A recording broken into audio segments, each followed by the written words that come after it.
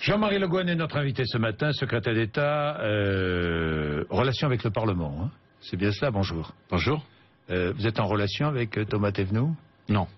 Vous ne l'avez pas vu? Non. Il ne vous a pas appelé? Non. Où est-il? Je ne sais pas. Vous ne savez pas? Bon. Je ne sais pas, d'autres responsables socialistes ont été en contact avec lui.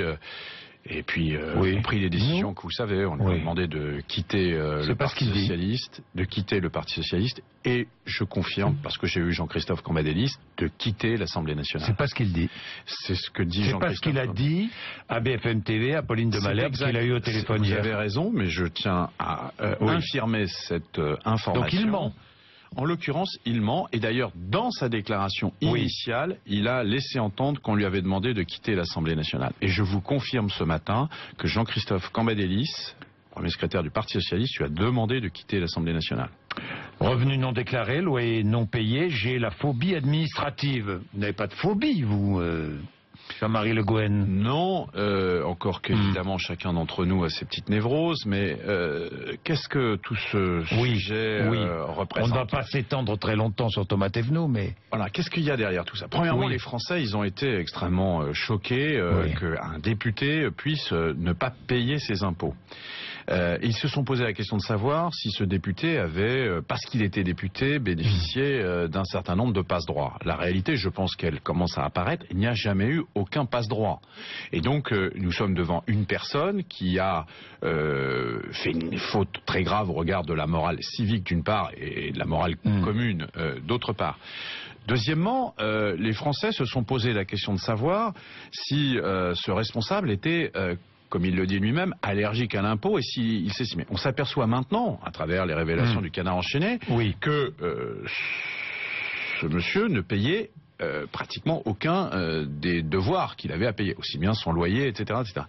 Donc on est devant une situation de quelqu'un qui, en fait, et ce n'est pas de ma part une façon de l'exonérer de ses responsabilités, mais s'est mis dans une situation irresponsable de surendettement, mais de surendettement de quelqu'un qui avait un certain niveau de revenu, donc plus irresponsable que d'autres qui sont en surendettement avec des bas niveaux de revenus. Voilà, mais on est dans un cas que finalement beaucoup de nos compatriotes connaissent. C'est ça que je veux dire. C'est qu'il y a quand même beaucoup de gens qui parfois se mettent dans cette situation irresponsable. Alors c'est un responsable politique. Membre de la commission des finances de l'Assemblée nationale, de la mission sur l'affaire Cahuzac, enfin etc. Il a voté les augmentations des impôts des Français aussi. Mais vous avez parfaitement raison, c'est d'autant plus choquant. Mais vous allez nous dire, est-ce que nous avons nous une police politique pour savoir tout ça? Nous ne l'avons pas et nous ne le demandons pas. Bon, alors le président du groupe UMP, lui, à l'Assemblée nationale, Christian Jacob, a demandé au ministre du budget de saisir la commission des infractions fiscales pour savoir s'il y a eu fraude, s'il y a eu fraude. Des passe-droits peut-être. Des passe-droits. La justice sera saisie? Ah bah s'il y avait des passe-droits, la justice serait saisie. Et nous sommes dans un État suffisamment transparent. Vous approuvez le groupe UMP? Non, je vois bien que... Dans la démarche. Dans la démarche, ils sous-entendent et ils savent très bien, ils sous-entendent quelque chose, mais ils savent très bien qu'il n'y a eu aucun passe-droit. Puisque les informations qui sont aujourd'hui disponibles, y compris les saisies sur salaire de M. Thévenoud, montrent bien qu'il n'y a jamais eu de passe-droit. Donc je suis tout à fait serein quant à cette demande d'enquête. Mais mon collègue Christian Eckert, évidemment, est là pour y répondre. Bien, je ne vais pas vous demander s'il doit démissionner, parce que vous ne me répondrez pas, vous allez me dire que ça lui appartient. Non, faut-il qu'il démissionne? Faut-il qu'il démissionne? Je constate que le premier secrétaire du Parti socialiste lui a demandé de démissionner. Simplement, moi, je suis chargé, comme vous le disiez tout à l'heure, des relations avec le Parlement. Et je ne peux pas vous donner la liste des parlementaires dont je souhaiterais qu'ils démissionnent. Pourquoi il y en a d'autres? Non, je veux dire par Madame Andrieux, par exemple. Mon rôle ici. Madame Andrieux, qui a déjà été condamnée. Écoutez, elle a un appel, donc nous verrons bien. Bien. Donc nous ne sommes pas ici. Mon rôle ne peut être absolument pas de dire que tel député n'a pas sa place sur les bancs de l'Assemblée nationale. Par contre, le responsable d'une formation politique, et celle à laquelle j'appartiens, Jean-Christophe Cambadélis, lui, s'exprime très clairement, et je rappelle ici ses propos. Bien. Est-ce que vous lui demandez de voter la confiance au gouvernement de Manuel Valls? Je suis assez clair. Bien évidemment, non. Nous ne souhaitons pas, en tout cas... Qu'il vote la confiance. Nous souhaitons qu'il... Jean-Christophe Cambadélis... Je vous pose la question. Est-ce que vous lui demandez de voter la confiance? Non. Vous lui demandez de ne pas voter la confiance. Nous ne lui demandons rien. Il a à la fois ses propres responsabilités. Moi, dites non. dans mes fonctions. Oui. Moi, dans mes fonctions, oui. je ne lui demande rien, parce oui. que mes fonctions m'interdisent de demander à un député de démissionner.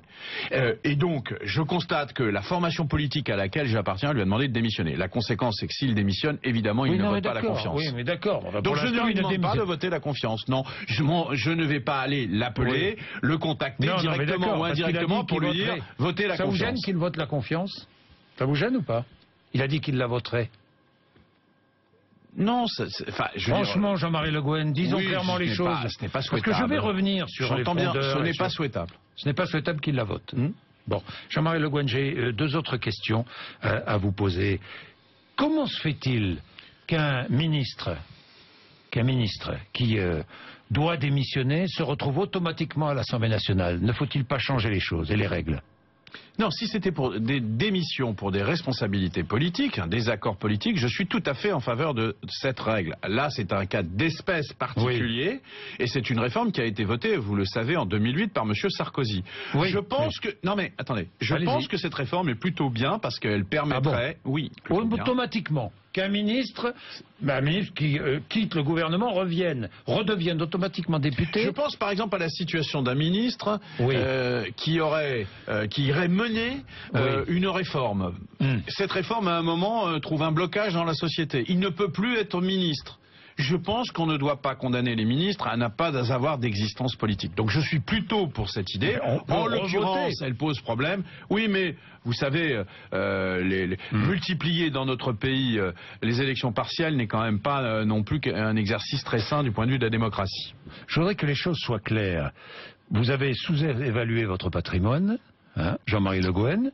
La haute autorité vous l'a fait remarquer. Écoutez, c'est un débat. Moi, je vous réponds très clairement. Allez sur le site de la Haute Autorité. Tout y est expliqué très précisément. Évaluation à des montants inférieurs au prix constaté pour des biens comparables. C'était la position de la Haute Autorité. Ma position était... Vous avez revalorisé. La Haute Autorité... Dans ma déclaration, et j'ai aujourd'hui toutes les expertises, je ne vais pas peut-être l'émission là-dessus, mais j'ai fait faire les expertises, mes déclarations sont validées, et pour le reste, la Haute Autorité écrit très simplement que mes déclarations étaient sincères. Je vous renvoie à la lecture du site. Bon. Jean-Marie Le Guen, regardons ce qui se passe au sein même du Parti Socialiste et du Parlement, parce que ça bouge, dites-moi, tous ces frondeurs. Est-ce que mardi prochain, le gouvernement peut être mis en minorité? Je ne le crois pas, je suis assez serein, mais en même temps... Même avec la voix de Thomas Thévenoud, quoi. Bien sûr, mais en même temps, on voit que nous sommes dans une période où le Premier ministre, et nous tous, nous appelons à la responsabilité. Le débat n'est plus sur des éléments de politique économique. La situation d'ailleurs a un peu changé, a même beaucoup changé de ce point de vue. Un certain nombre de gens qui s'interrogeaient sur la ligne économique du gouvernement nous disaient vous n'êtes pas assez actif au plan européen pour desserrer l'étau des politiques européennes. Nous voyons que les choses sont en train de bouger d'une façon considérable. Ce que fait la Banque Centrale Européenne, ce que fait peut-être, et je l'espère demain, on en aura confirmation, le plan d'investissement de la Commission de Bruxelles, les fameux 300 milliards. Donc les choses évoluent de ce côté-là. Donc d'un certain point de vue, les reproches qui étaient faits à la ligne gouvernementale, me semble-t-il, quoi qu'on en pense, ont beaucoup moins de pertinence, de réalité aujourd'hui. Et donc je pense que ce serait le moment de se rassembler. On est dans une crise terrible de confiance vis-à-vis de la gauche, vis-à-vis du gouvernement, vis-à-vis de la politique d'une façon plus générale. L'extrême droite ne cesse d'engranger un certain nombre de soutiens. Et donc je pense qu'il est temps vraiment... Non, souvent. Non, on a notre part de responsabilité. Vous croyez que quand Madame Trierweiler publie un livre sur François Hollande ou que Monsieur Thévenoud ne déclare pas ses revenus, ça ne favorise pas le Front National? Mais si, mais je pense qu'il y a d'autres raisons beaucoup plus fondamentales. Bien sûr, mais je comprends qu'en ce moment, il y a une exaspération, le sentiment de... Au passage, cette rentrée, qui au plan politique est très mauvaise, catastrophique, peut-être, sans doute. On oublie par exemple de parler de la rentrée scolaire, qui a été tout à fait remarquable. On nous prévoyait le pire avec l'application des 4 jours et demi. Eh bien, des rythmes scolaires. Aujourd'hui, on a eu une rentrée qui s'est remarquablement extrêmement bien passé. On va avoir une discussion sur un projet de loi, le vieillissement, qui adapte de façon très positive notre société à des vrais problèmes de société. La transition, j'en termine d'une seconde, la transition énergétique qui a opposé les super écolos aux super productivistes, tout ça est terminé par un projet de loi qui rassemble tout le monde pour l'essentiel. On fait des réformes de structure qui sont tout à fait fondamentales. On n'en parle pas, c'est aussi un peu de notre faute, puisque on étale un peu nos divisions et parfois des comportements qui posent problème. Est-ce que le gouvernement va changer de politique? Le gouvernement ne changera pas de politique. Le gouvernement est sur l'orientation définie par François Hollande le 14 janvier dernier. Il le met en application et nous avançons. Et les résultats viendront quand nous aurons pu redresser la force de notre économie. Et ça ne se fait pas en un jour. La politique actuelle ne marche pas. Nous cherchons à infléchir cette politique, disent les frondeurs. Si on nous dit encore circuler, il n'y a rien à voir. C'est ce que vous dites. Circuler, il n'y a rien à voir. Nous ne changerons pas de politique. Nous prendrons nos responsabilités, disent-ils. Et je lis. Le mot de responsabilité me paraît pas convenir quand pour l'essentiel. Ils sont irresponsables. Je pense que sont-ils irresponsables? Non, je ne dirais pas ça. Je dis que je les appelle à prendre leurs responsabilités. Nous sommes dans une situation politique où non seulement est-il irresponsable de s'abstenir? Il n'est pas responsable de le faire. Je pense qu'il est responsable quand on est un député qui a été élu sur l'image du Parti Socialiste, sur l'orientation du Parti Socialiste, qui a été élu parce que François Hollande a été élu président de la République. Il est légitime de débattre. Il est nécessaire de se rassembler.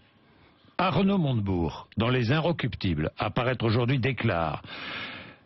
Il dénonce en fait, il fait plus que déclarer, il dénonce la grande constance dans l'erreur de François Hollande. Et Arnaud Montebourg reproche au gouvernement sa grande constance dans l'erreur, l'accusant d'avoir cédé à l'ordolibéralisme allemand. Oui, c'est là où il y a une disproportion complète entre les propos d'Arnaud Montebourg et la réalité politique qu'il a portée. Arnaud Montebourg a soutenu François Hollande dans la primaire, il a soutenu François Hollande à l'élection présidentielle, il a été l'un des principaux ministres de François Hollande jusqu'à ce que des propos, et non pas lui décide de partir, mais que des propos qui étaient tout simplement un peu de cette nature, l'amènent à quitter le gouvernement. Il y a un moment où la parole, il faut quand même savoir raison garder dans les propos que l'on tient, y compris quand on a une vision un peu différente. Oui, il ajoute la question de la croissance a été envisagée comme une grâce qui devait tomber du ciel que le président attendait comme on attend Godot. Mais ce n'est pas exact. Le travail européen qu'a fait Arnaud Montebourg de ce qui se fait aujourd'hui à la BCE, est-ce qu'il regarde les journaux, Arnaud Montebourg? Est-ce qu'il a vu les déclarations de Mario Draghi? Est-ce qu'il sait ce qui est en train de se passer au plan européen? Ça veut dire quoi? Ça veut dire qu'il nous ment, qu'il vous ment? Non, ça veut dire quoi? Ça veut dire quoi? C'est-à-dire qu'il est toujours, il essaye de justifier a posteriori. Il essaye de justifier a posteriori un dérapage, me semble-t-il, un manquement au comportement de solidarité qui est allé bien au-delà de ses propos. Je pense qu'il ne souhaitait pas démissionner de ce gouvernement. J'en suis même convaincu. Et je pense qu'il s'emporte trop par ses paroles. Ses paroles précèdent parfois sa pensée. Je le regrette. Est-ce que François Hollande n'a pas quand même tourné le dos à ses engagements de campagne? Franchement. Je ne le crois pas. Ah non? Non, je ne le crois pas. Ah non? Non. Dites-moi en quoi. Non, mais c'est pas moi qui le dis. C'est monsieur le maire de Lyon, monsieur Collomb, qui dit même nous n'étions pas avec Manuel Valls d'accord avec les choix faits par le candidat Hollande, qui ne sont pas les choix de la politique aujourd'hui annoncée, non? Non, ce n'est pas exact. Non, c'est pas ce qu'il dit. Non, mais si, c'est ce qu'il dit. Je pense que ce n'est pas exact. Par exemple, vous le savez très bien. Vous étiez d'accord avec tous les choix du candidat Hollande? Non. Bien sûr que non. Moi, je n'ai pas voté un certain nombre de dispositions du projet socialiste avec lesquelles je n'étais pas d'accord. Mais vous n'étiez pas d'accord? Attendez.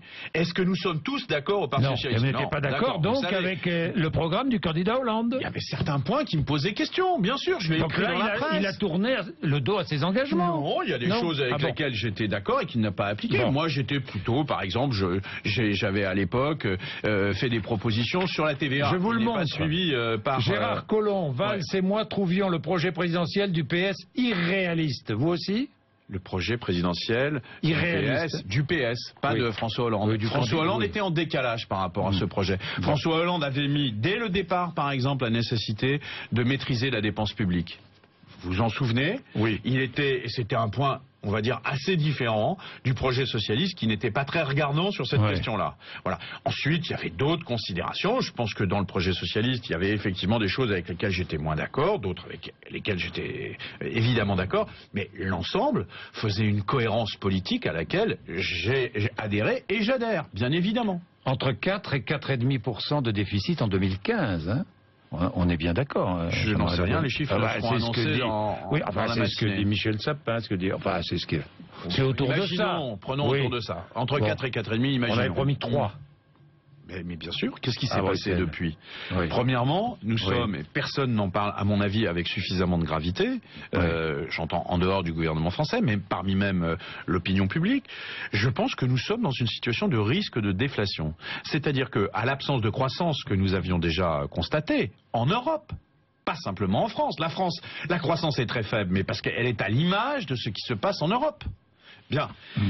Nous avons en plus une spirale de la baisse des prix de façon négative. Or ça, peut-être que dans un première idée, on va dire ah bah c'est bien, ça coûte moins cher. Non, la réalité, c'est qu'on est en train de tordre les marges des entreprises et qu'on est en train de ne plus croire à l'avenir, au fait qu'on va continuer à produire et à valoriser dans cette société.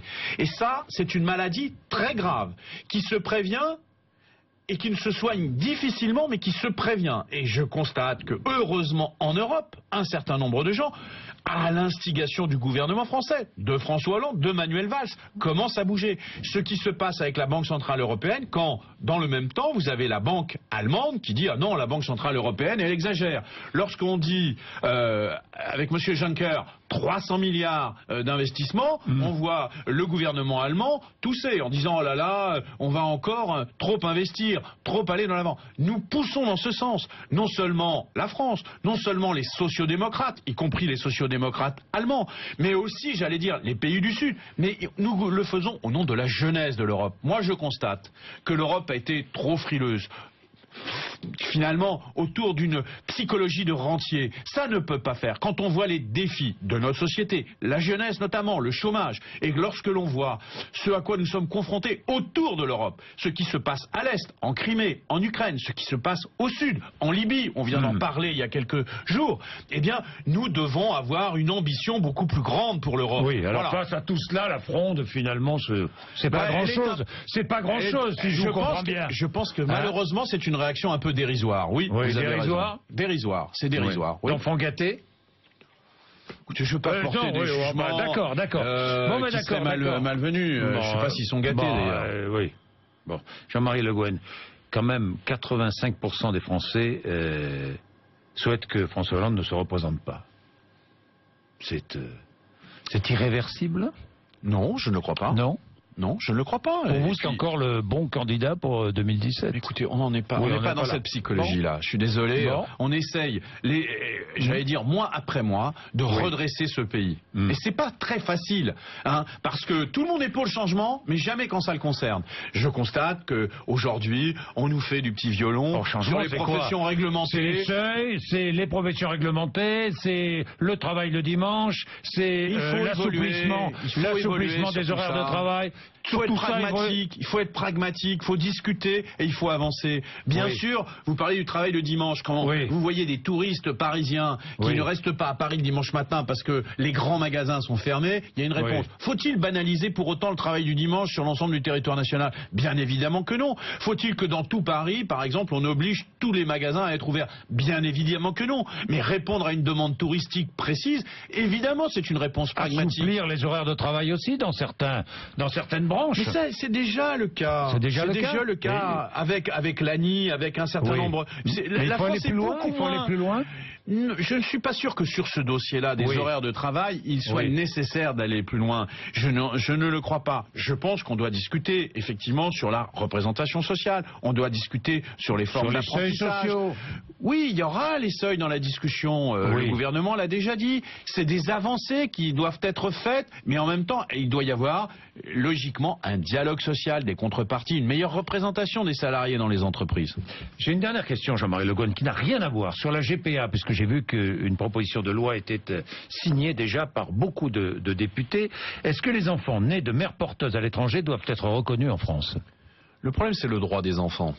c'est pas la pratique de la GPA. C'est quand vous avez un être vivant, qu'est-ce qu'on en fait? Un sous-homme? Un apatride?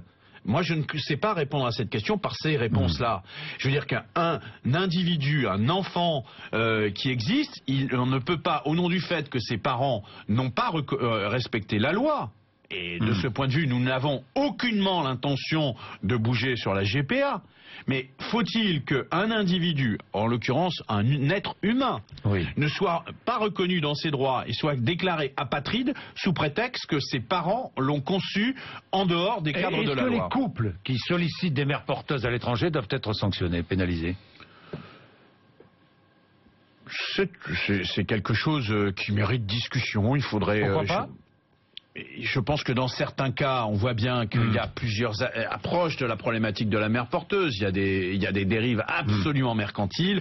Il y en a qui le sont moins. Donc je propose qu'on réfléchisse à ces questions-là. Et c'est pas le ministre que je suis qui en 15 secondes va vous répondre. Mais oui, c'est vrai. Mais c'est vrai que... Il y a des cas très différents où il y a des approches, comment dirais-je, humaines très particulières. Il faut quand même, en toute chose, quand même, considérer l'humain. Hein. De tout ce dont on vient de discuter. Au bout du bout, il y a quand même, ayons le souci de l'être humain tel qu'il est. Merci Jean-Marie Le Guen. Il est 8h57.